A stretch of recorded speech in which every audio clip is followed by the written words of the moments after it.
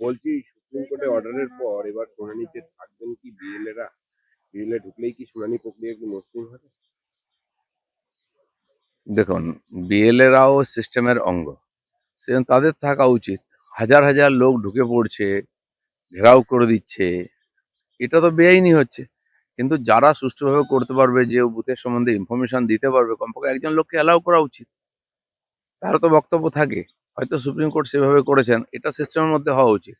উটকো লোক ঢুকে গিয়ে সিস্টেম গন্ডগোল করছে। যদি যারা সরকারিভাবে স্বীকৃত মানুষ, তাদেরকে তো ঢুকতে দেওয়া উচিত। আমার মনে হয় তাতে সিস্টেমে সুবিধা হয়। যে এদের সরকার আসার পর থেকে কোর্টে হেরে আসছে চিরদিন, তারা কোর্টে হারার কথা কি বলছে? কেন ওই কথা না বলে কোর্টকে অস্বীকার করে, সংবিধানকে অস্বীকার করে, নির্বাচন কমিশনকে অস্বীকার করে যারা রাজনীতি করছে, সাধারণ মানুষ আর তার ভাববে উনি চিৎকার চেঁচামেচি করে। বিহারে তো অনেক চিৎকার চেঁচামেচি হয়েছিল, 3-4 জন যুব মেলে থ্রি ইডিয়টস আমরা দেখলাম ওখানে কিরকম হলো, আর পরিণাম কি হলো? যেন অহংকার আর এইসব কথাবার্তা রাজনীতিতে বিভিন্ন চলে। মানে ঠিক আছে, এইসব হাওয়া গরম করার জন্য, মিডিয়া গরম করার জন্য অনেক কিছু বলে। এসআইআর বিজেপি করছে না, আমরা চাই এসআইআর ঠিকঠাক হোক। যেটা নির্বাচন কমিশন করছে তার সঙ্গে আমরা আছি, আর সেটা করতে ওনারা দিচ্ছেন না। কেন এত ভয়? সত্যের সঙ্গে থাকতে এত ভয় কেন? সত্যকে দেখলে ভয় পান কেন? সত্যের সামনাসামনি করুন না। সারা দেশে সমস্ত পার্টি সহযোগিতা করছে, আপনার কেন করছেন? বিজেপি সিস্টেমের মধ্যে কাজ করছে। টিএমসির সব নেতা, এমএলএ নেমে গিয়ে গুন্ডাগর্দি করছে, মারপিট করছে, আমাদের নেতাদের মারতে মারতে তাড়িয়ে দিচ্ছে, পুলিশ দাঁড়িয়ে দেখছে। তো এখানে না রাজনৈতিক কোনো পরিবেশ আছে, না গণতান্ত্রিক পরিবেশ আছে। পঞ্চায়েত ইলেকশন, মিউনিসিপ্যালিটি ইলেকশন হলে নমিনেশন থেকে নির্বাচন, পোলিং পর্যন্ত ঠিক একই দৃশ্য দেখি আমরা। এবারে এসআইআরই করতে দেওয়া হচ্ছে না। ভারতবর্ষে এসআইআর প্রথমবার হচ্ছে না, এর আগে 11বার হয়ে গেছে, কখনো এই পরিস্থিতি আসেনি। আর সব রাজ্যে হচ্ছে, খালি পশ্চিমবাংলায় এই পরিস্থিতি কেন হচ্ছে?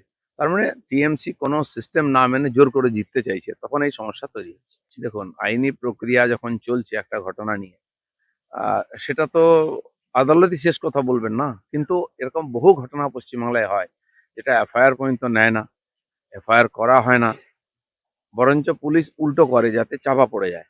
তো আদালত কমপক্ষে এটা যে সিরিয়াসলি বিষয়টা নিয়েছেন, মানুষের তো আর আদালত ছাড়া কারোর উপর ভরসা নেই। তো আদালতের উপরে ভরসা রাখতে হবে। বিশেষ করে মুর্শিদাবাদ জেলার যা পরিস্থিতি এখন, ওখানে হিন্দুরা সংখ্যালঘু, তাদের অস্তিত্ব বিপন্ন, এবং ওখানে ঠিক কাশ্মীরের স্টাইলের আন্দোলন বা পরিস্থিতি তৈরি করে, ইট পাটকেল মারা, সরকারি সম্পত্তি নষ্ট করা, পুলিশকে তাড়া করা। দেখুন কাশ্মীরের পরিস্থিতি, ঠিক বাংলাদেশের পরিস্থিতি। তো আজ প্রশ্ন উঠছে, মুর্শিদাবাদ কি পশ্চিমবাংলায় বা ভারতের মধ্যে আছে বা থাকবে? এই প্রশ্ন।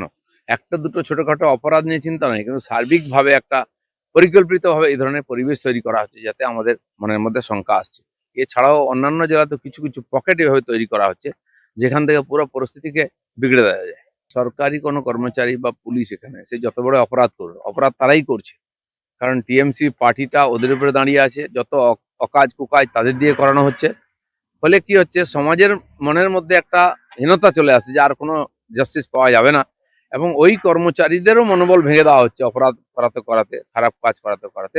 তারা নিজের ডিউটি করতে পারছেন না এদের তাবেদারি করতে করতে। সার্বিকভাবে পশ্চিমবাংলা আইন শৃঙ্খলার সমস্যা এবং প্রশাসনিক যে ব্যবস্থা পুরো ভেঙে পড়ছে। এটা ভবিষ্যতের জন্য খুব বড় একটা চিন্তার বিষয় আছে।